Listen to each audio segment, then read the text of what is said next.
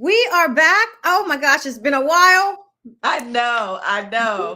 But we are back for a special episode today. Look, let's just get it popping right now because we got a little window to talk about a whole lot of little things. Oh, yeah.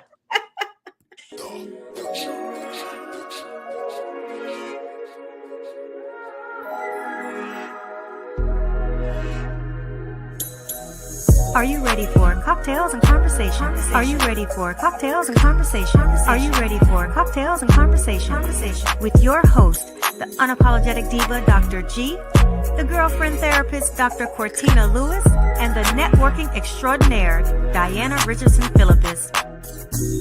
Are you ready for cocktails and conversation? This is Herspiration Happy Hour.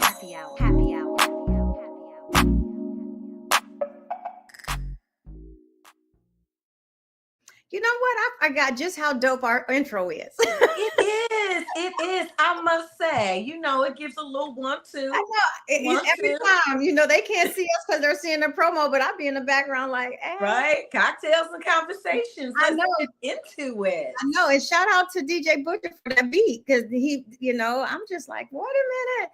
And you know what? It has been a while. We have not potted all summer and then most of the fall. And technically we weren't coming back until season 8, unfortunately. But, we had a special guest that, we felt like it was important to bring on. But you know what? What's popping with you? Oh boy, just lots and lots and lots. It has been an eventful summer. Leading into an eventful fall. So, I am steady working, doing the things that I do, trying to make an impact and transformation in this world with Empowered Women in Power. Y'all, I'm still here. I'm tired. I'm still a little tired, but I'm happy. I'm happy. And I'm happy to be back. I am.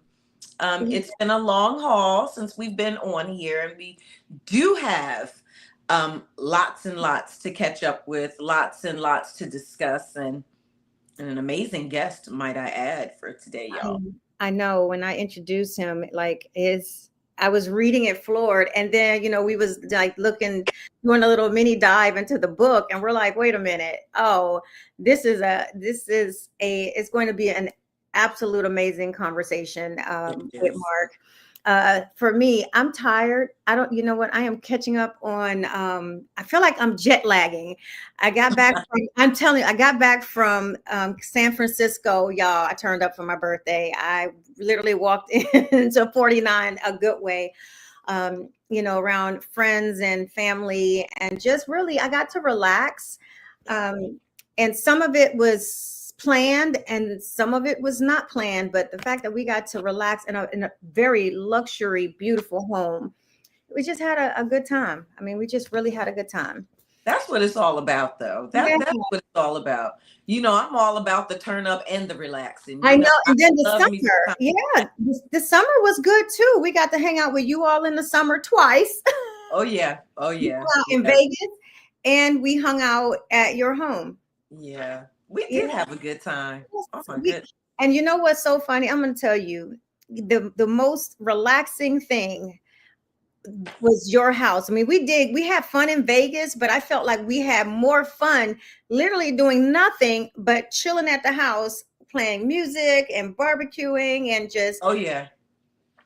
Those are the moments that I live for, though. Yeah. Because Pam, like we're always moving around doing this and doing that. And when we can have special moments, really not just doing much of anything, but just being. Some good food, some good music, some good drink and conversation. And some, what was karaoke? Oh my goodness, yes, Jesus, yes. Some good songs. Karaoke going.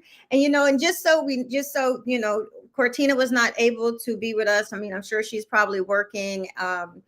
And she'll be hopefully back with us when we kick off season 8, unless we end up popping in and doing another podcast and whatnot. But I doubt it. I mean, hopefully this. Well, I'm hoping, Pam, that we do come back for the Thanksgiving edition. Hold on. Oh, you want to come back for a Thanksgiving time? I do. We can just talk about all things Thanksgiving, because where I'm gonna be in the kitchen mixing. I'm gonna be mixing. We can show the people. And we did it last year. I think last year we all did it, and you was cooking and you was having family getting ready to come over. But you know, and speaking of all of the stuff that we're really talking about, and I think it leans some way to our conversation with our guests, which we talk about purposeful growth. I feel like in the last year, not even a year, just really this year, you know, just being more intentional about not working and being a wife and settling into that role, and you know, I was focusing on work in a different meaningful way, kind of taking some steps back and reevaluating my business practices, my business relationships. I slowed down because I feel like, you know, you just run a rat race as an entrepreneur. And I'm even gonna say entrepreneur, as a business owner. I feel like there's like that rat race that feels consistent. Like I wanted to get off the hamster wheel for a little while and be more intentional about my time, which I will be sharing this. I want to share this here really quick. Okay. So if you're going to go back and play back, I decided for my last year in my 40s, I always, you know, say, you know what, I want to kick off my final year, like what I've accomplished a lot in my 30s and my 40s. And I'm like, how do I want to spend the last year? What do I want to accomplish? Yeah. And this year has taught me, between deaths of people that I went to high school with, I mean, it was consistent. I've never seen so many people pass that I knew and I grew up with. And it really makes you realize, wow, I really am getting older. My aunt passed away. We had her funeral yesterday. It was beautiful. I got to see family who I very seldom, you know, get to hang out with or see. But when we get together, it's a good time. But I don't want funerals to be the reason why I get to see people or, you know, have to celebrate a life after the fact. So I decided, you know what, for my last year in my 40s, every single month, and I'm going to chronicle this journey. Once a month, I am going to either travel to see a friend or friends. I'm just going to say, hey, I'm going to come to this city. You know, are you free? Let's hook up. So that way, because I do have multiple people in cities and trying to make room for everybody. So I want to be intentional that if I'm in some place for a weekend, that whoever is there, it's like, you know what, let's get together. I love that. Yes. And so every month, that is my goal. I want to make a connection with people who I have not had a chance to connect with. I text, you know, you are on my morning text stream all the time. And I don't want it to be the same people that I regularly see. I actually want to be intentional about seeing people who I've just been mostly phone texting or phone calling with, but have not had a chance to connect with. So when I put it out there on a video, I'm going to actually talk about it. I'm going to have a little poll. It's going to be like, do you want to see me, or in what cities, or what, I don't know how I'm going to do it yet, but that's my goal for 49, all the way up until my birthday when I turn 50 next year. I want to be intentional about and purposeful about the time and memories that I make with those I love. I don't want it to be about work. I don't want it to be anything involving work. So if I'm in a city working, I don't want to have to deal with you, because I don't feel like that's fair, because that's work. When I make that visit, I want it to be intentional about making memories at a place. So I love that. I really do. And I have to say, Pam, that, we talk all the time, off camera, but I agree with you. This year has been a year where I too have slowed down to a certain degree intentionally, and slowing down with the intent of reorganizing, revamping, re-energizing myself. Mm-hmm. Let me say that 2024, I mean, my goodness. I mean, it was like a whirlwind. 2024 went by for me, or is going by technically, so fast. It's already November. We got one more month and 2024 is out of here. And I swear it just seems like 2024 just came in. Yeah. I mean, it is literally. And so I really wanted to take that time for myself to really just sit down for a minute, you know. And I will have to say that as business owners, I think a lot of the time, a lot of us do get so wound up in the business, right? We're doing because there's so many amazing things that we want to do. There's so many places and things that, you know, where we can make an impact that we, a lot of the time, or let me just speak for myself, that, you know, I allow that to overshadow. That's what I was doing. Let it overshadow other things that are equally as important, like spending time with people that I love, to include my husband. Okay, there you go. And not only that, but really having a chance to sit down for a moment and say, you know what, it's okay that I slow down for a minute in the business. You know that I had took some months off of social media, right? Like I was like, nope, not doing it. I need a minute. I need a break. And I was saying, you know, we went live and people were like, oh, are you okay? And what's going on? Is everything good, girl? You all right? What's going on? And I'm like, look, I am fine. Like, I am fine. I was still working. I still had events. I had different things going on. I just chose not to be on social media. And I loved it for that moment.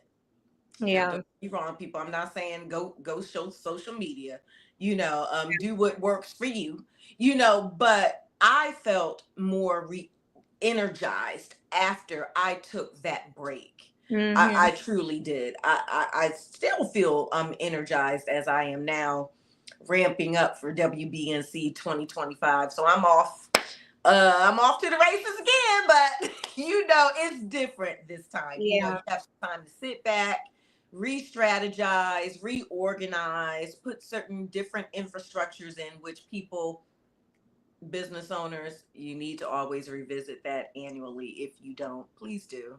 It's healthy for yourself and for your business. So yeah, I agree. And I can't wait for you to put that poll out. I might have to join you on that mission, because I got friends that be like, you don't never come and see me. And I'm like, okay. It goes both ways, though. That's the thing. You know, when you live a life of intent, it really goes both ways. And I'm personally putting it out there that this is what I want to do. So this gives people an opportunity that if you really, really, truly want to see me, and make those memories with me, this is going to be your year. This is going to be the next 12 months. This will be your time to get it in with Dr. G. Oh, shoot. I'm telling you, once a month. I mean, it's only 12. So technically, it's only 12 visits. And I'm hoping within those 12 visits, I can maximize on those 12 times that I'm traveling to see friends, that if I fly in on a Friday, that maybe I see someone on a Friday, maybe see somebody on a Saturday, and depending on brunch on Sunday, unless I, you know, go home, or depending on the flights, if I'm out of town. Right. And I also realize I don't take enough time even to, well, you know what? I'm not going to say I don't take enough time to see local people, because I do have opportunities to see them more. Even like Tasani and I make sure we try to get together once a month, or, you know, every other month. I have another friend, Carmen, that we tried to get together to do like a spa day.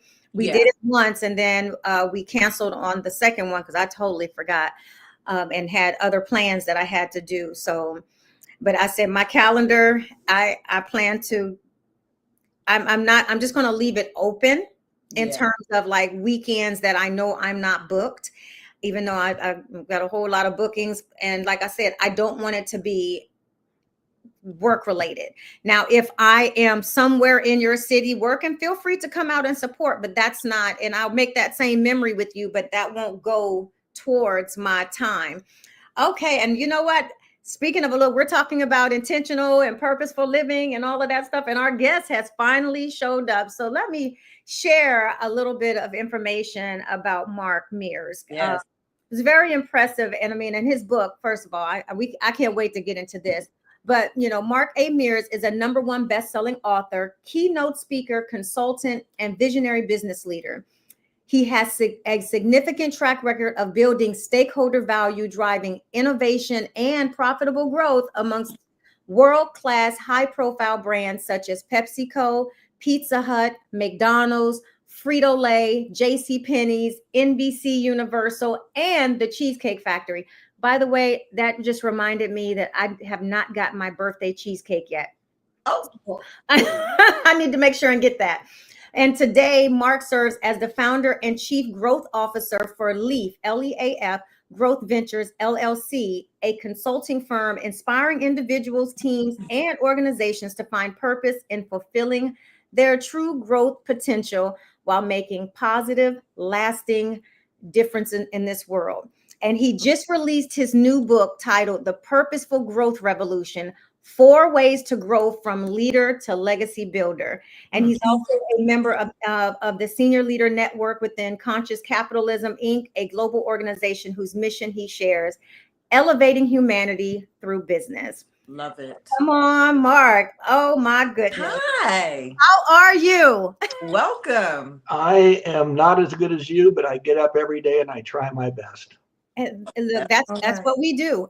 That's all I can do. That's all right? you can do, right?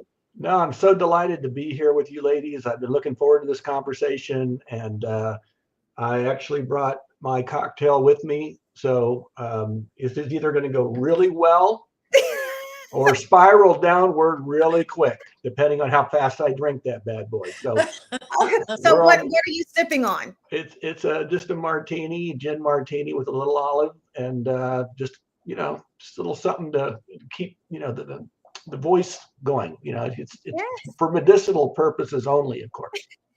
You know what? So the dirty martini is my drink of choice. Yes, it is. Awesome. A dirty gin martini is my drink of choice. So good. Although I am sipping on champagne that was on my birthday cake. Oh, well, happy birthday. Thank you. It was on Friday. So I'm just I just got back from San Fran, wine country. Love it. So yeah, it's about purposeful living and being more intentional. This is why I feel like this conversation was so important. And first of all, we was kind of deep diving a little bit into your book and what it's about. So, we have questions. Yes, we do. I'm so excited to get to know a little bit more about you and this book. Well, I don't want to get started. Let's let Mark give us an introductory. Like anything that we missed out. Give us the fun side of you. Like, who are you outside of the things that you have accomplished? Well, thank you for that and that introduction. And yeah, I did work for all those companies, and I've had a wonderful career, but it's just getting started, actually. I love it. Well, at least the second act. Mm-hmm. But I'm a Midwesterner. I grew up in Wichita, Kansas. I went to the University of Kansas undergrad and Northwestern for graduate school. So I kind of stayed in the Midwest, but I've lived in Chicago twice, Dallas twice, Atlanta, Los Angeles, and Austin, Texas. And I'm now in the Kansas City area where I moved kind of almost home to about 6.5 years ago. So I never fancied myself an author. I was a corporate America team guy and started in marketing and kind of rose up the ranks with executive management and have been a president and CEO of different companies. But I'm a brand builder at heart, and I love building teams and I love building brands in that order. So for me, being part of a team and leading a team is something that I just value and have throughout my career. I've had wonderful mentors who've walked alongside me throughout my career and have given me this North Star to point to. And it's now kind of wrapped into my philosophy of going from leader to legacy builder. Mm-hmm. Because if you're a leader, you're somebody wants to follow, right? And I don't like the word boss. And when people use the word boss, even the big consulting firms still use it. I'm like, why? You guys should be more enlightened. A boss is an old term that if you did some research, you'd come up with where it came from. And it's a Dutch term that's not very pretty. And when people really understand what boss means, it's someone who tells you what to do and bosses you around maybe and how they do it. And that's not very good for anybody. In today's new world of work, young people specifically, but all of us really, don't want to feel managed and required. We want to be led and inspired. Mm. So if you're a manager, it's more tactical. We learn in business school how to be, some of them are called school of management, right? Schools of management. And so we learn how to manage projects and timelines and budgets and resources and people and metrics of performance, but that's very transactional. Mm-hmm. And what I want to move to is more of a relational leadership style. So get rid of the old command and control management style that no longer serves us and transform us into more of a relational, humanistic leadership style. So if you are a boss, then I work for you. And I've never said anyone works for me in my career. I say you work with me. And if I introduce you to someone, I'll say, Diana works with me and she heads up blank, or Dr. Gurley works with me and she's in charge of blank. And that makes that person feel like they're valued, right? Gee, there's a human thought. But if you're a manager and I say, I must obey you because of your title and your stature. If you're a leader, it will be more, I will follow you. And you could stop there, but if you're a really good leader and you are a mentor, like I've had the wonderful opportunities to come up the ranks with in my own career, you can grow into a legacy builder. And what does that mean? That means not only when, will I follow you, but when it's my turn to lead, I'll lead like you. Yeah. And so that's transformational. So we go from transactional manager to relational leader and to transformational legacy builder. And to me, that's really part of the Purposeful Growth Revolution. Is revolution works on 3 different levels. There's 3 different definitions I found. It's a uprising of the people. Most change doesn't happen from top down. Oftentimes it happens from the ground up. We think about revolutions throughout history, right? Yes. Mm-hmm. And what's going on in our world today, I mentioned, people want purpose in work. Deloitte just released a study that said nearly 90% of millennials and Gen Z want purpose at work, right? And it's almost as if COVID gave us a bit of a timeout to reflect deeply on not only who, but what matters most in our lives. And the Sloan School of Management at MIT did a global study of 34 million people who left the workforce during COVID and asked them a simple question: why? And the number one answer is given over 10 times more than the second most given answer was toxic work environment. Compensation didn't come up till number 16 on the list. So a dramatic change in the status quo is team members today, I hate the word employees, you'll find for me words matter. They don't, again, want to be managed and required. They want to be led and inspired. And if they don't find it where they're working, they'll bounce and they'll go somewhere else, right? Yeah. And so then who wins in that situation? So an uprising of the people is really going on in our workplace today. The second definition is a dramatic change in the status quo. You think things are a little different post COVID than they were pre, or where we were all told to shelter in place. We were told to rejigger our businesses to work in a new world where we had to have 6 feet spacing and we couldn't go in certain places. And I worked in the restaurant industry, and all of a sudden we had to sell everything at the curbside and online, and it was nuts, right? Well, people don't want to go back to that now. They kind of enjoy the flexibility of a hybrid environment or remote environment. And so there is a dramatic change in the status quo of how we used to work together versus the way we do it today. And then the final definition is one object encircling or orbiting around another. And so for me, that encirclement is purposeful growth. And all of us have some sort of ability to be purposeful. Most people don't like the word purpose. It scares them. Well, I'm not sure I found my purpose yet, so I'm not sure I'm worth anything. Well, no, you are, because you can be purposeful every single day and grow into whatever your God-given purpose may be. I don't know about you ladies, but for me, one thing I do know, and I'm not very smart, but I know that each of us is given 24 hours in a given day. Not one of us has a minute more or a minute less. And it's how we choose to use those 24 hours that can help us grow into our purpose. Absolutely. Absolutely. I couldn't agree with you more. You have definitely said a mouthful. And I mean, everything that you're saying so deeply resonates with me on an intimate level, because I understand it. I've been there. One.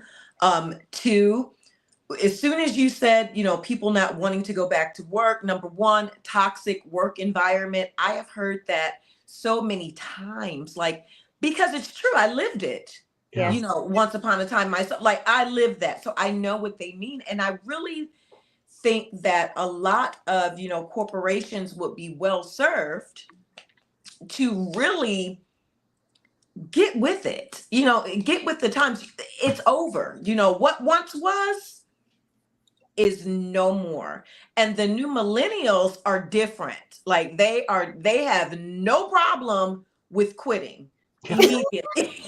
They have Peace zero out. tolerance for anything. They're like, you know what? I need to work from home.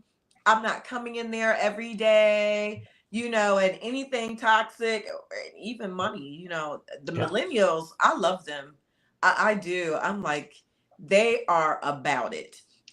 Well, and one thing I wanted to ask you, Mark, in your book, it says, who we serve is more important than our why. Yeah.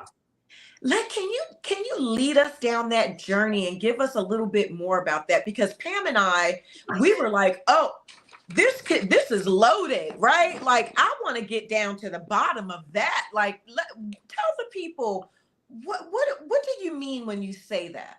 I am so glad you picked up on that. And probably as you continue to lead through the book, you'll see other nuggets of insight. And I won't call it wisdom because that's up for you to decide. But I think they're insights. And I love Simon Sinek, and I love the whole Start With Why movement. For those of you who don't know Simon Sinek, he says there's this magic circle, and on the outside is that people want to know why you do what you do, or I'm sorry, inside, why you do what you do before they care how you do it, even what you do. I agree, but even as great as I think Simon Sinek can be, as an ad guy as he used to be, he should know better that we always start with who. And I'll take it a step further and say who you serve. Because for me, there are 4 realms of service, and you'll see throughout the book, I use a 4-circle Venn diagram as a model to support my thesis in a lot of different ways. That doesn't mean that model works for everything, but it works for a lot of things. And the idea of integration is important, right? We don't live in a linear world. But think about our 4 seasons, the overlap. Now, I'm in Kansas City, and it may be, March 21st is the first day of spring, but it sure doesn't feel like that where I live. Now, in Atlanta, where I used to live, it does, or LA, where I used to live, it certainly does. Yeah. And so the overlap is important because that gets at this idea of diversity, right? But this whole idea of start with who, why I say that is who you serve. And I think there are 4 realms of service. There's personal, ourselves. If we don't serve ourselves, we're no good to the other 3 realms of service. Remember the flight attendants that are telling you if there's a sudden drop in cabin pressure, put your mask on first, right? And that means your mental health, your emotional health, your physical health, and maybe your financial health. And then relational is the next realm of service, who you love and who loves you, right? In your inner circle, your spouse, your kids, your family, your friends, your neighbors, your community, your church, whatever. And then professional, it's who do you serve at work, right? And we have a lot of different people that we serve. And then not just finally, but in that whole kind of 4 sphere is spiritual. And you don't have to be religious. I may happen to be, but you may see that spirit means a connection of people in some sort of ethereal, maybe magnetic way. I've heard explained a lot of different ways, and I don't judge. But I would say that we have to serve something of a higher power. Amen. And so for me, if I start with that, and I've written all this down in an exercise, and I know who I serve, it leads me to my why, which is my motivation and purpose for why I serve these people. That leads me to my how. How am I uniquely gifted? I believe we are all geniuses in one way. And in my book, I break it down as to what does the genius mean in the original definition versus what it's morphed into mean over the years. If you're unique, as we all are, you're a genius of you. There's only one you, right? And you've been given God-given talents that are different from each other, right?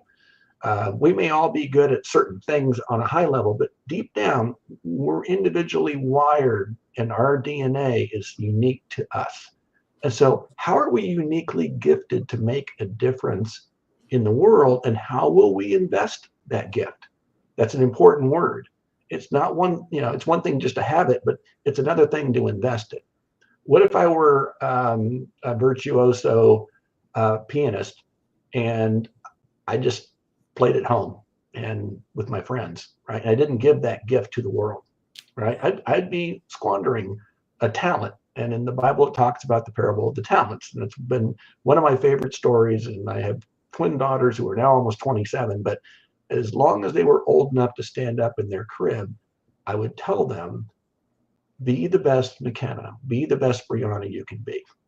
Use whatever talents you've been given and glorify God with those talents, but use you to be you to the best version.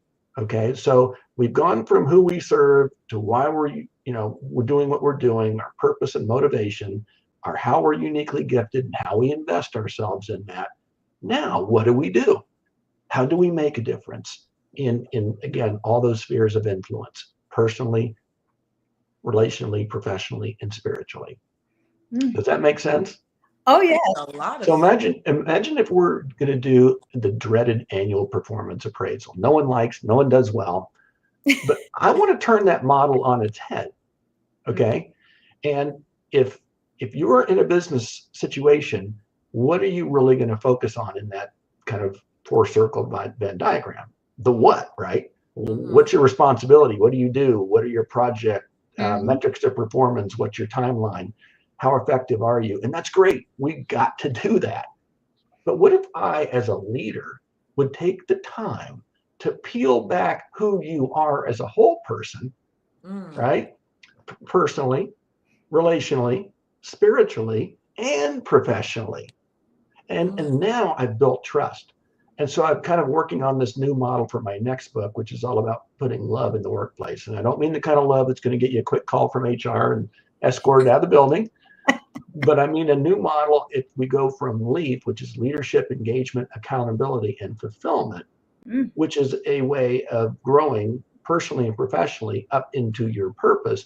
Now, as a leader, how do I grow into a legacy builder? I listen on a deeper, more empathetic level. And I'm listening to what you're saying, but I'm also listening to what you're not saying. We'd be naive to think people aren't going through something at work. Who knows? Maybe it's a sick kid and we don't know if they need surgery, or we're caring for an elderly parent, or maybe we're having relationship issues with our spouse. Could be religious. We'd be naive. And if we're a leader that wants to grow into a legacy builder, we'll take the time to listen and ask questions. Diana, I've noticed that you've been coming in late lately, and I hope everything's okay. Is it okay at home? Yeah. You then have the choice whether you lean into it and tell me, or if I haven't yet built up enough trust with you, I've got to be patient.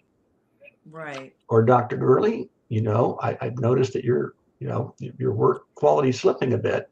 And you haven't been as active in meetings. You're normally so active and you have great ideas, but I'm wondering why you haven't maybe felt comfortable to share. Can you give me a little insight? Yeah, I've got a lot in my mind right now, Mark.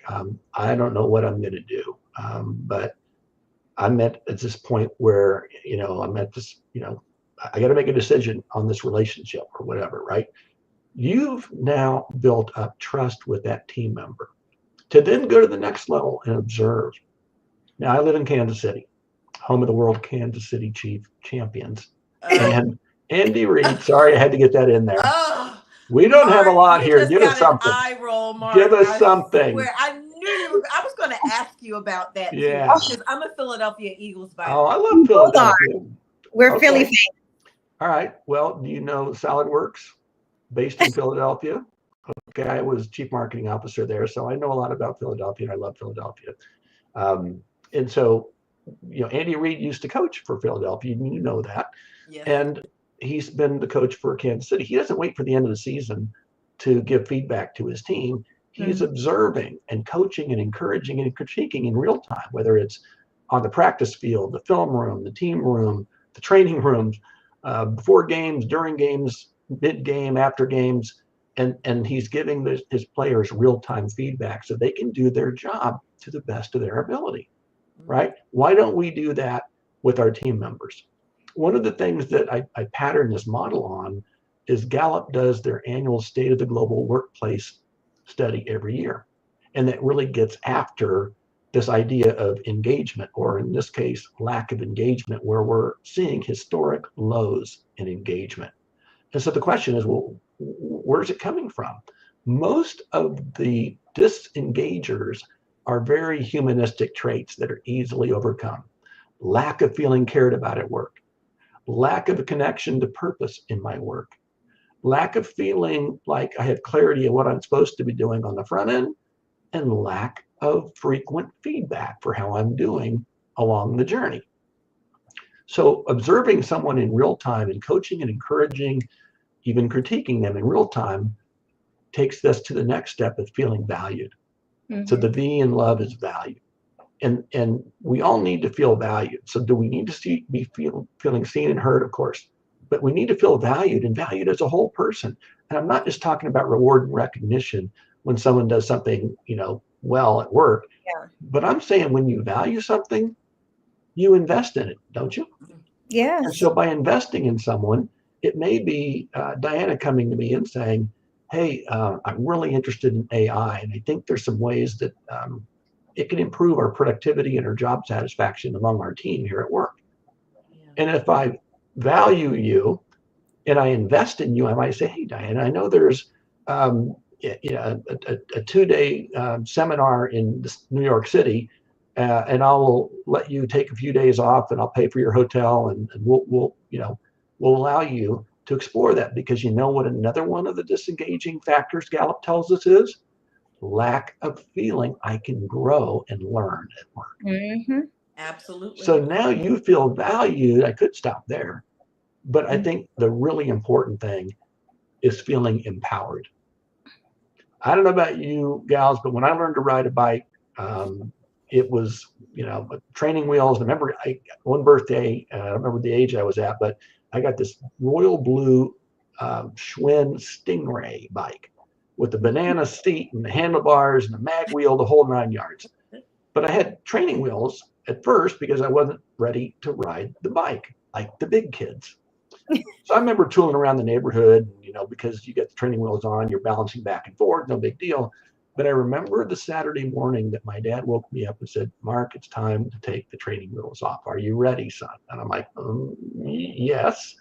So I was both excited but scared, as we all are when we're embarking on something unfamiliar or new.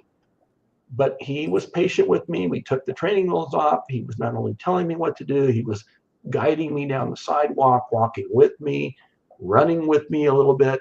And then he said, I'm now going to give you a push. And he did, and I was on my own.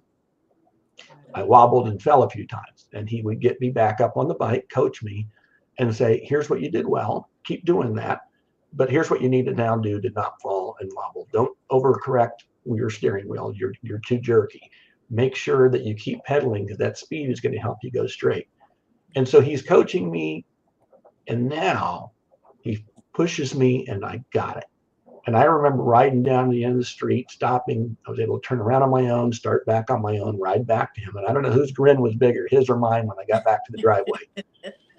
But I'm telling you, ladies, in my mind's eye, I can still remember that day. And I remember that feeling of freedom because it came through being empowered. My neighborhood got bigger, my world got bigger because I was empowered. So what if I said, Diana, hey, you just came back from that 2-day seminar on AI. What if you were to then put together a presentation for the team and take them through your learning and recommend different things that would use AI to improve our productivity and the job satisfaction of the team? And then you'd say, I will do that. And I'd say, well, what do you need? Well, I need some resources. I need some time to get off this project to work on that if you want it by Tuesday. I need X, Y, and Z. And that's the job of the leader, is to empower you to grow into your full potential. Absolutely. And so when people say they want purpose at work, listen to them. Listen, observe, value, and then empower them. And they're not going to be this great resignation. There won't be the quiet quitting or lack of engagement. You'll have more discretionary effort on the part of your team members. They're going to care more deeply. They're going to be more deeply engaged. They're going to have an ownership stake in the outcome. They're going to stay longer, and they're probably going to recommend your firm to others as a great place to work. Yes. So I've listened to everything that you've been saying, and what resonates in my mind is like, I've always led that way as a supervisor. I care very much. I feel like if you are on my team, we are family, and that's kind of how I did it. But everything you said reminded me of why I chose to lead and supervise, because I don't always feel like that open door policy that people say they have is really not open door. Yeah. And I really wanted that open door. I didn't call it that, but I always let my team know anything that you ever have. In meetings, I'm open to answering tough questions. And I would always provide an answer for those questions, or if I'm able to disclose different things. And if I'm not, I always let them know they are my priority to protect. So if it means that I have to bear responsibility for things or lose my telework or give up different things so that they are able to continue to have it, that's what's important to me, is always protecting them. So I've had to be in meetings with my team members and we still keep in touch. I made sure I let them know I valued them. I treated them to lunch it's like maybe once a year or something, and we'll celebrate birthdays. So what they did, I always appreciated, so much so that they started protecting me. So whenever I had to go out of town, I always took my phone. I was always worried, and they said, nope, you're going on vacation, leave your phone here. That's great. I never knew how to disconnect. And they said, you taught us everything you needed to know. You can trust us, leave your phone here. And I was able to step away 3 weeks, solid weeks, and not have to worry about nothing. And that's awesome. I built a family within my team, because what they needed from me was the freedom, the understanding, the flexibility. I always made sure I led by what I valued. And so when I'm hearing you talk like that, I was one of those people that left a toxic environment during COVID. Wow. I left. Yes. A 6-figure salary job I walked away from to work for my company. Was already 3 years old and it was profiting, but I had finally decided 2 years early. I had a plan. I left 2 years earlier than my plan because the environment was so toxic, even whether I was in the office or out. But it got worse when I was teleworking from home or working remote during COVID. Yeah. And I was one of those that resigned. Yeah. And so I look at, the things that you're talking about, I did not have there. I've always given it, but I did not have at the last place that I was at. Are you ready to have your mind blown? Okay. Why, yes. Let me give you 2 observations to what I just heard. Number 1, you clearly are the kind of leader that others want to follow. Okay. You've earned that in the way you treat people as a leader. I will bet you that I don't know how many listeners are listening to this podcast, but I'll bet you there's a lot of people under their breath going, well, that's not my experience. Man, I wish I worked for Dr. Gurley, because who I work for is a boss, to Mark's definition, right? And so that's why I'm on this mission, Because the way I heard you say family, and I love that word, but again, I believe words matter. So everyone likes to throw around the word culture. I think it's often overused and often misunderstood. Because I like to be provocative, and I believe that a culture is a place someone may feel merely a part of. It's not bad, but a community is a place someone feels they belong in. So let's break this down into the construct of DEI, right? So diversity gets us in the room, that's good, right? Equity gives us an equal voice, better yet. Inclusion gets us a seat at the table, holy crowd. But if we don't feel we belong, we're likely not going to feel psychologically safe enough to be vulnerable to give of our very best. We're not going to open our mouth in a meeting and say something that might be really revolutionary, but it also might be controversial. It may rock the boat. We just work so hard to get in this seat and have this equal voice.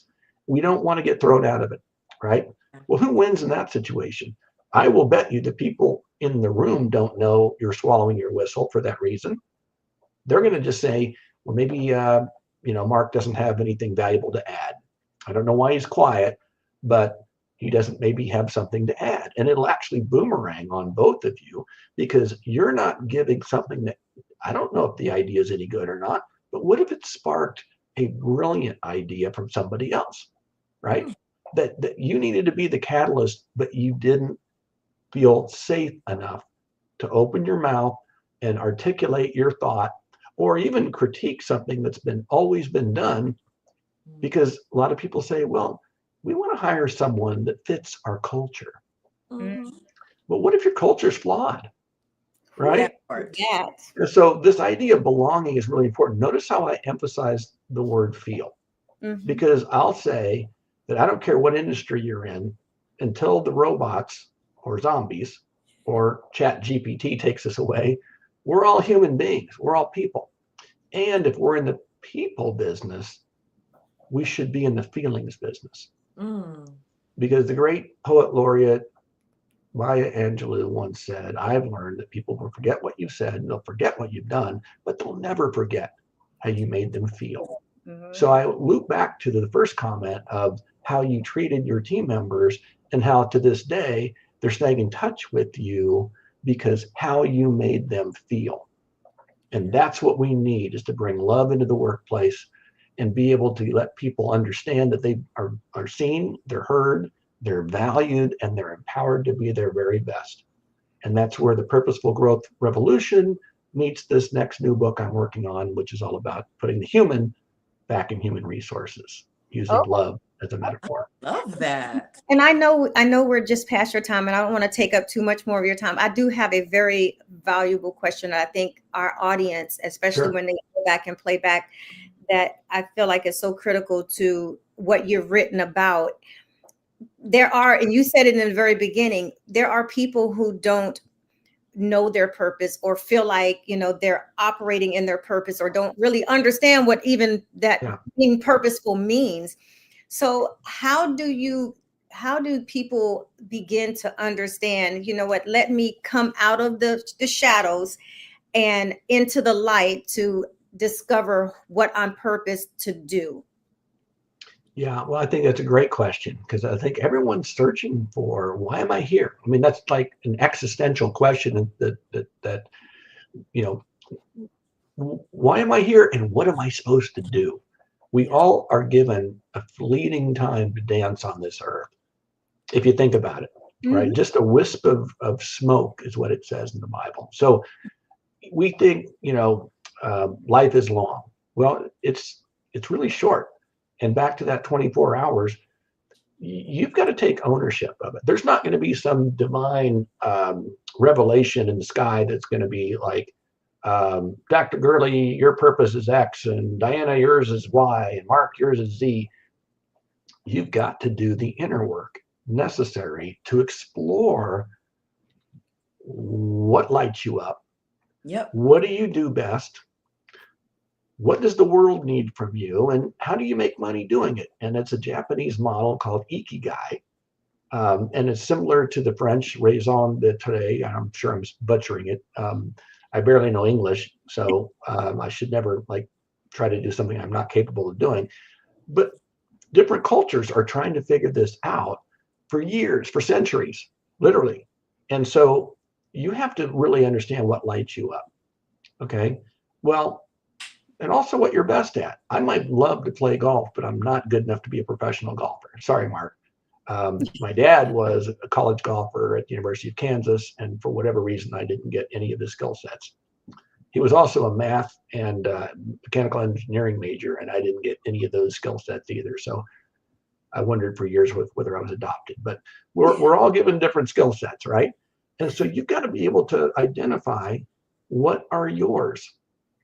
And then when you think about it, don't just think about it in terms of your vocation. Think about it as what can you do? Remember I said invest. How do you invest the how you're uniquely gifted into making the world better? Money will follow. Yes. But I don't believe we're on earth just to, and matter of fact, I wrote my own purpose statement. I got to be physician, heal thyself, right? Mm-hmm. And it was, I don't want to just make money and retire. I want to make a difference and inspire. Yeah. And that means making a difference in the lives of others and inspiring them to want to do likewise. So it creates this virtuous cycle of reciprocity. And that's the living legacy, not waiting till I'm dead and buried to bequeath something of value to those I love. It's about how I live every single day to leave something of value to those I'll never meet. And hopefully they'll want to do likewise, and so on and so on and so on. And when you think about what lights you up, what you're best at, what the world needs from you, then you can say, how do I make money doing that? Right? Because we all still have to make a living. And I think if you do that inner work, you'll start to see a red thread that's woven throughout. Now, for me, how did I get into hospitality and restaurant and entertainment and retail? I don't know. I didn't go to school for that.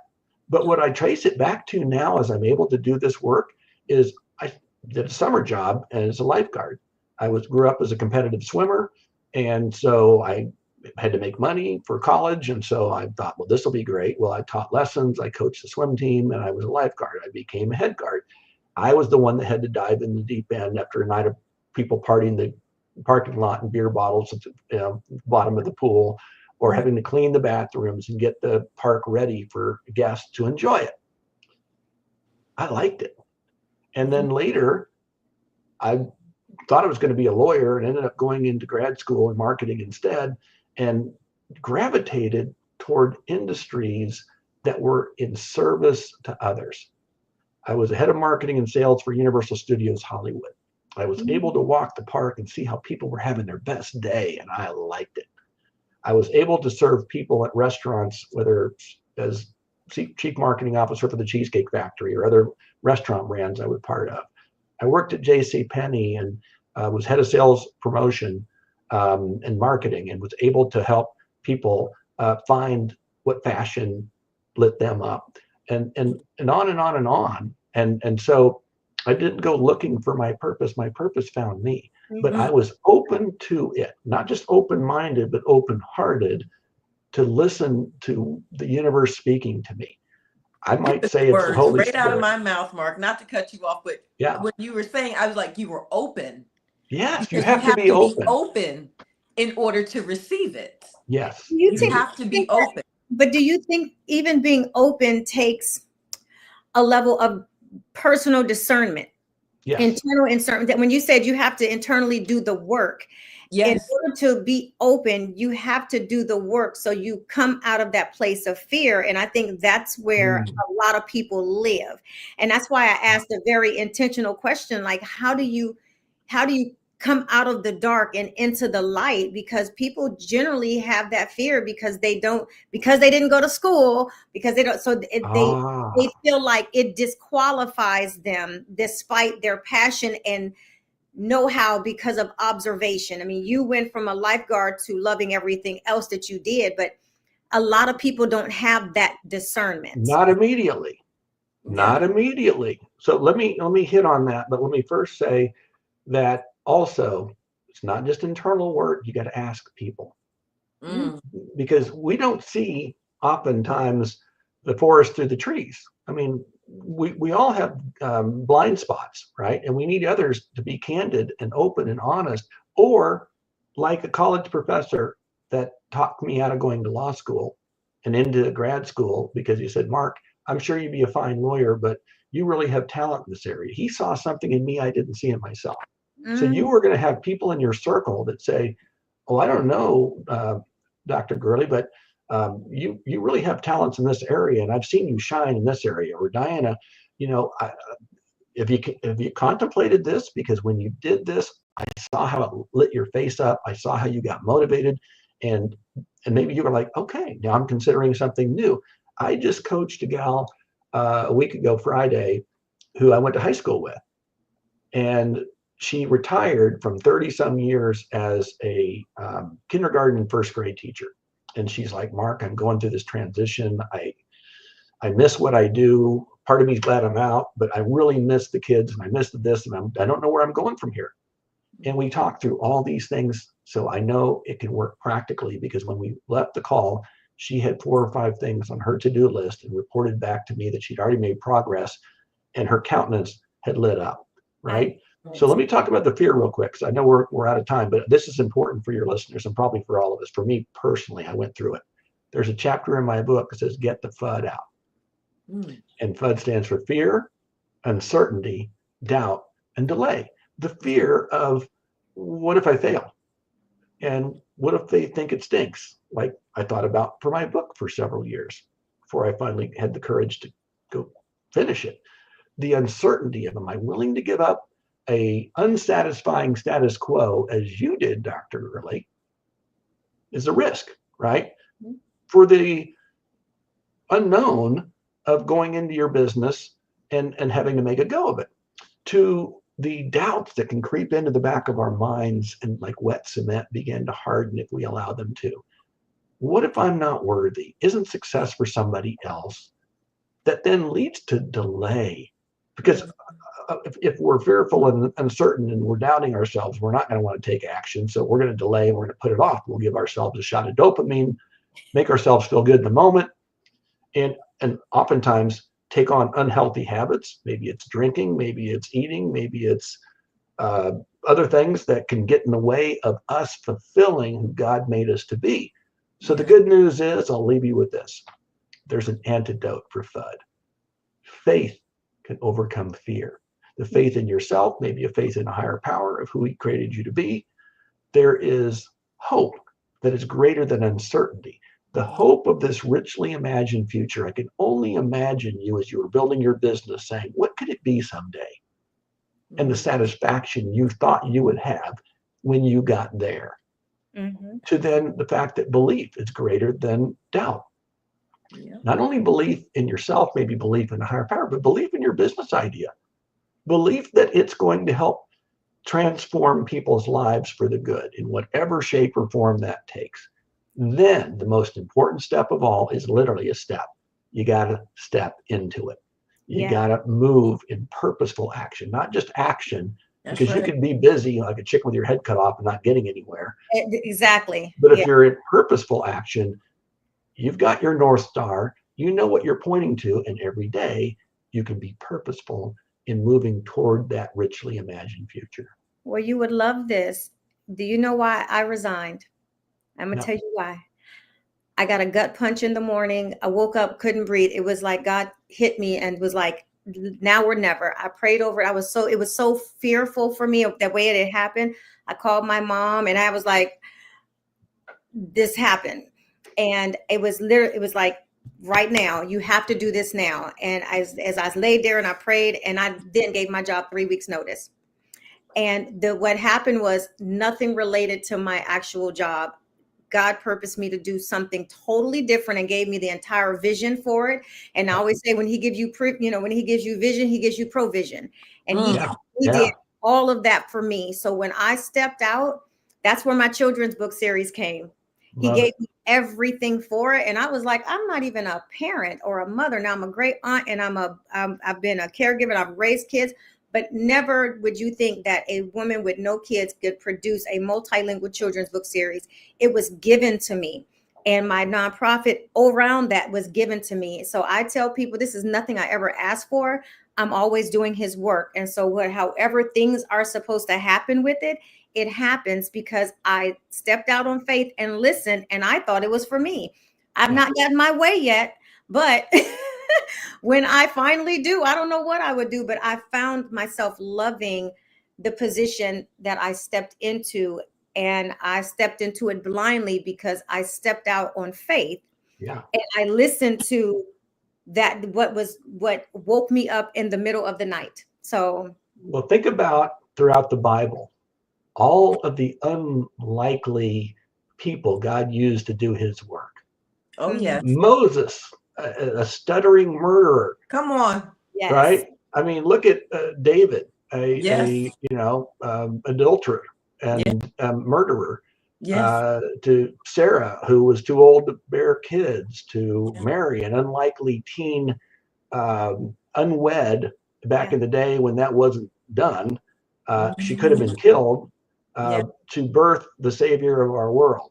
And I could go on and on and on, and it's in my book. And I say that because it's like, why me? Yeah. Why would I be the one to write a book when I never fancied myself an author?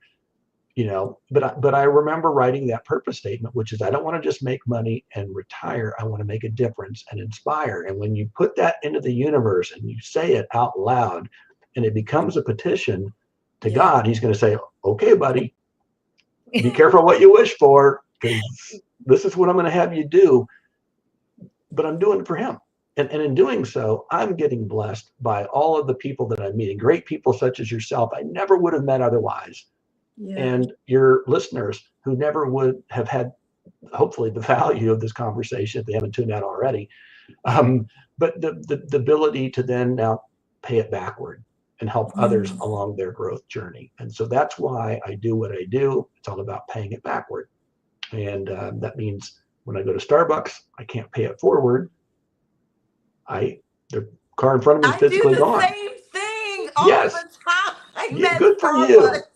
But for me, and I'm sure for you, Diana, it's not a random act of kindness. It's an intentional act of kindness. Yes, it is. I love doing it. They're like, are you sure? It's like $25. I'm like, yes. It doesn't matter. It's intentional. I like that. I never thought about that, paying it forward. I do it all the time, but you're really paying backwards because it's the people behind you. And I'll always pray that they'll keep it going, right? Yes. Like, just keep it going because it's small acts like that. Yeah. But think about that, Diana. Really, it's just being a blessing to other people. Blessed to be a blessing. So think about the people in that car, right? Yeah. So let's say it's one person. I don't care. But if it's $25, it's probably going to be more people. And I've had that happen to me too. And they're like, are you sure? I'm like, yes. Because I said I'm committed to doing this. But then I got to thinking I'm being selfish. I'm like, no, Mark, you have the ability to bless more people now. You should look at that as a good day. And I do. And so imagine the people in that car feeling blessed. And I'll tell the person at the window, they'll say, oh, that was so nice of you. I'll let them know. And I'm like, no, just tell them this. God bless you. Your debt has been paid. Ooh. And I'll drive away and I'll say a silent prayer for them. I don't know them. They don't know me. I don't know what they're going through, but I pray that the Holy Spirit does and will get them what they need that day. Amen. And then I'm told oftentimes it creates a chain reaction. So there is something called the law of reciprocity. Yeah. It says when someone does something nice to you, you feel a deep-seated urge to do something nice for somebody else, and oftentimes in greater measure. So imagine the blessings from car to car to car. And don't you know, they're going to tell people at work or wherever they went what happened to them that day. And plant the seed about, hey, maybe I should think about doing that for others because it made me feel good. And the person at the window is all of a sudden, man, I'm more than just an hourly worker. I'm helping create connection between other human beings in a way that I could never have known when I showed up today with my apron. Well, I will tell you, Mark, you are so inspirational. I had no idea. I knew you were phenomenal just by what I've read about you, but I truly had no idea. And it's just so... Thank you. I feel empowered. And just so you know, I have an organization called Women in Power. Yeah. So as you're speaking, like this is my mission. Like this is what we stand on. You know, we have a statement to empower, inspire, and connect. So as I'm hearing you talking, like my face is just lit up. I mean, I hope I'm not smiling too hard. I'm filled. This episode filled me. Like, you know how people's like, I am so full. I am going to be able to go and lay down. And of course, I'll do my regular ritual about my Bible and my prayers. But I am so filled just from this conversation. And I can't wait to go back, and we have a post-production manager that cuts everything up and posts things and clips and all of those things and shorts for the YouTube channel. You'll get all of this information. But I'm so super filled, and I really do hope when you do your next book that you come back and share the nuggets from that book. I'm going to add your book definitely, because I was already intrigued. I was like, all right, let me go ahead on Amazon. We were already getting your book. Yeah. I'll be happy to send you one if you want, because I just you gave me this platform that I wouldn't have had normally. So if you'll separately send me your emails, and with the address, I'll send you a book and all that kind of good stuff. I can send both of our addresses with the links and everything. I'll send you those the addresses for it. We're like sisters. All of us. On a side note, Mark, I would love to connect with you. Yeah, let's get on LinkedIn. We have a lot in common. Yeah. More than you know. Like, you're phenomenal. Well, thank you. You are phenomenal. And the word flattery will get you everywhere, Diana. I mean, you are truly exceptional. That's why I think that for me, this was so important of conversations, given like the current climate of people being forced to go back to work. There's attrition rates are like, I think this was so valuable. And I've been seeing some comments and stuff and whatnot coming through of like the truth, that's the truth, and all of those things. And I know we took up a lot of your time. No, are you kidding me? Can you tell people, what else do I got to do around here but work? So can you tell people where they can follow you, connect with you, and all of those things? And please do, because what I like to call myself a growth junkie. So not only am I a growth junkie, I'm a coffee junkie. So that's where the Starbucks connection comes in.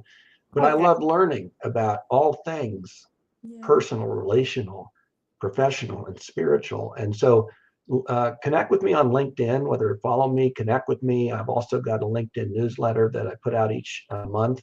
If you want to subscribe, that would be great. But also, if you go to my website, it's Mark A. Mears, Mears.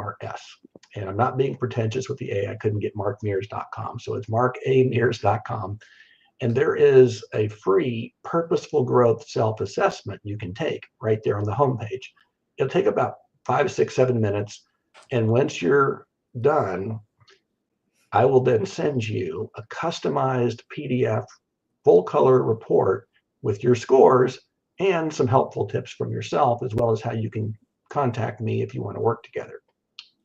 Right. Okay. And then what is your LinkedIn? Just because, I mean, is it Mark A. Mears? Yeah, it's Mark A. Mears at the end of the LinkedIn goodies. And also, if you're interested in the book, it's available on Amazon in all formats. So if you're a Kindle person, great. If you like to have something tactile like I do, there's a paperback and even a hardcover book. But if you're an audiobook person and that's how you roll, that's fine. I've recorded the book and it's now available in an audiobook. So I got you covered. Let's stay connected, you all for sure, and your listeners, so that we can keep this conversation going and I can learn from you. That's how I stay growing, is by learning from others. I don't have all the answers and I love to learn. So thank you for this opportunity and look forward to staying in touch with you both and your listeners. Yes, thank you so much for coming on, talking all of these nuggets. I really do hope you come back when you have your next book. By the way, when is that? We're not gonna wait 5 years for that, right? No, the first book took about 8. No, I'm thinking 8 months this time, because the first book, as you'll see, can go 100 miles wide and 10 or 15 feet deep. This one's going to be a little more laser focused, not as long, because the first book I thought was going to be my only book. I'm going to do this as my legacy of paying it backward. What would I counsel or mentor a young Mark Mears then if I knew what I know now. And Mm. so it's really about that idea of paying it backward. Well, now I want to move things forward to where, again, there's a lot of people that just never learned how to be a good leader, and they have no idea what it means to be a legacy builder, but they know how to manage. So I want to get them from a manager to a leader, and a leader to grow into a legacy builder. And that's how we're going to get rid of the old command and control management style.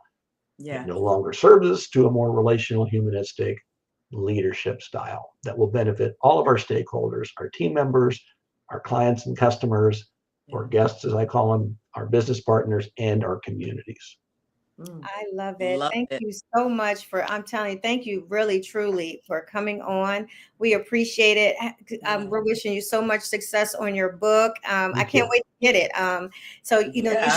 you should have the initial stuff by like tomorrow or so, and then like links to the audio. And then if we have your social media or anything, the social media manager will what do you call it? Tag you in all of the different posts. I'm mostly a LinkedIn person. We can push it to LinkedIn. I can make sure it gets to LinkedIn. I can have her post it to LinkedIn as well.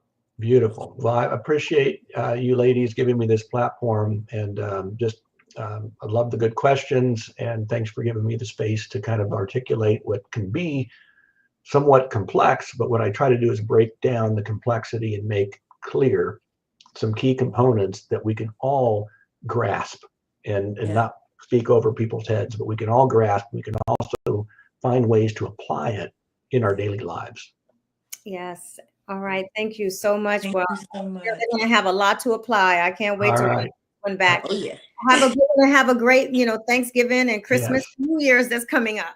Yes, absolutely. Yeah. Well, this is the perfect time for all this. At the end of the year, I tend to get introspective and say, what did I learn this year? Yeah. Not just what did I accomplish, but what did I learn? Yeah. Now, how do I grow in the next year based on what I learned? Again, personally, professionally, relationally, and spiritually. Love it. I got that written down too. All right. Well, I'll let you all go. Thank you so much for the time. I know we're way over, and your editors better cut this down. It's okay. Thank you so much again. Appreciate it. Have a good one. You too. All right. Thank you all. Oh my goodness. That was amazing. I love him. Girl. I love Mark. So unexpected. And I knew he was going to be great. He was already, like you said, phenomenal, but exceptional. Yes. With everything that he said. And it made me think a lot. I'm like, I got some introspective work to do. I mean, and it's so funny that we was just having the conversation right before, and I was telling you how I wanted to spend my 40s. And so this played right into it, because stepping out of that professional and diving more into the personal. So I can't wait to get the book. I'm definitely Me either. I really can't. Like, it really, everything that he said, I mean, it just touched me on such a deep level, because I understood where he's coming from, and people wanting to know, like, how do I find my purpose? Like, I hear it a lot. Yes. I do. I don't know what my purpose is. What is my purpose? And we're all multifaceted with gifts. Like, we really are. You have to get quiet enough, have enough discernment, like Mark said, to be able to hear. And then once you hear, you have to be prepared to act, and you have to have enough self-discipline. Yes. That's to me, well, you have to tune out. You have to tune out in order to tune in. And I think that's the hardship. Like when you said you took a hiatus from social media, and it grounded you a lot, that you even got to take care of yourself in ways that you really had not had an opportunity to. So I think that's that quiet space when you can tune out into whatever that distraction is, and then tune in. You better equip yourself to find your purpose or purposes. And it might not look anything like what you're doing right now. And that cannot fear you, or it can't crutch you, and it certainly does not disqualify. So we have to get into that space of discernment and tuning everything out to see where we're supposed to really be and what we are really supposed to be doing. But the thing is, Pam, it's like a lot of people in general, and I would like to say me at times, and definitely moons ago, have a problem with self-discipline. And a lot of people, like when I say self-discipline, I just want to clean it up a little bit, because sometimes when you throw out that word self-discipline, it's like, oh, okay, so I need to get up at this time, right? I need to discipline myself to get up and discipline myself to make sure that I'm doing this.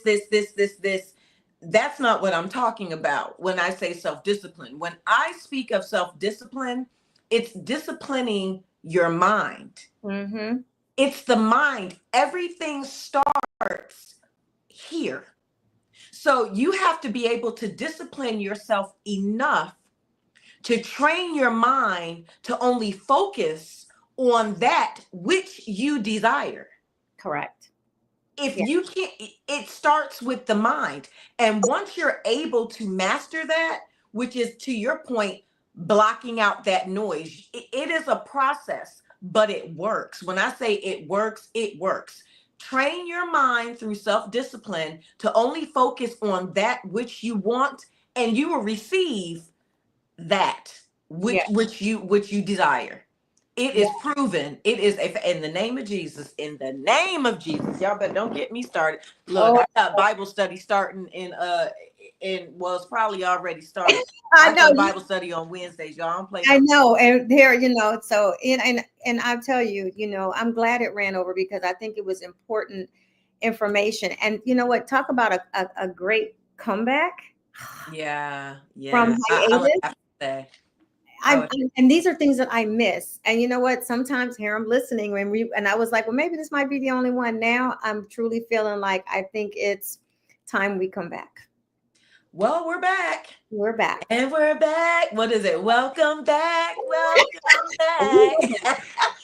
We are back. It might be for a short time, but because before we go on holidays, with all the holiday stuff that goes on, we don't normally podcast, but we might throw a little sprinkle up in there. A little holiday razzle dazzle. Holiday razzle dazzle before we go into season 8. But yeah, I am so blessed, and I am so grateful, and I'm so grateful for this platform. I'm grateful for those that tuned in and those that will listen to play back later on. I've been looking at the analytics, and though we have not been recording on a hiatus due to some personal stuff that's been taking place, you all have not disappointed. I'm grateful for that. And, this is what we build our foundation on, for the podcast. It's informational and learning, and for me, purposeful. And when I realized what I created from the very beginning 7 years ago, almost going on 8 years. Let me tell you something. That power of discernment, and listening, and knowing when to move, is nothing short of amazing. Right. I mean, it really, I don't know if I've ever said it openly. I mean, at my conferences, I speak to it, but what? My businesses came through. God revealed that to me in a dream. Yeah. It woke me up at 3:30 in the morning. Yeah. And I got to work. Yeah. And ain't stopped. I mean, this has been over 5 years, and got to work. So, but before that, I was on a spiritual journey with him. Because I knew it was something more I just didn't know what I was like, Lord, I know, but I don't know. And he said he made me wait a year and a half, and then he gave it to me. Like, oh, here you go. Well, it was like, now wait a minute. I didn't. Okay. I didn't ask for this, but you know what? Too much is given, too much is given, much is expected. Much required. And I think that as we continue to journey on, we are people. The things that we do, we choose to do with intent to make an impact, to build legacy. And that's always been something that I believed in. Otherwise, I don't feel like it's worth me doing. Absolutely. If it's something that's going to help people, bring people forward, I've never done it for the money, but money comes. And Yep. and so I've always lived in that space. And so much that he said, it's like, gave me that reminder. He's like, let me remind you of who you are. Yeah. So like, I'm like, yeah, okay. And it was a lot of conversations that we was having before we got online, and even during our talk, before Mark came on. So thank you all for tuning in. Diana, where can everybody find you at? At Diana Richardson Philippus on all social media platforms, and at EWE. That is E as in Edward, W as in whiskey, E as in Edward, Inspires on all social media platforms. Yes, and you can find me on all social media platforms at IAMDRPGURLEY. I am Dr. P. Gurley. And also the BGBB Literacy Foundation, which is such a pivotal thing. There's going to be so many great things going on next year. Make sure you stay tapped in. We appreciate you being out. And of course, as we always end, here.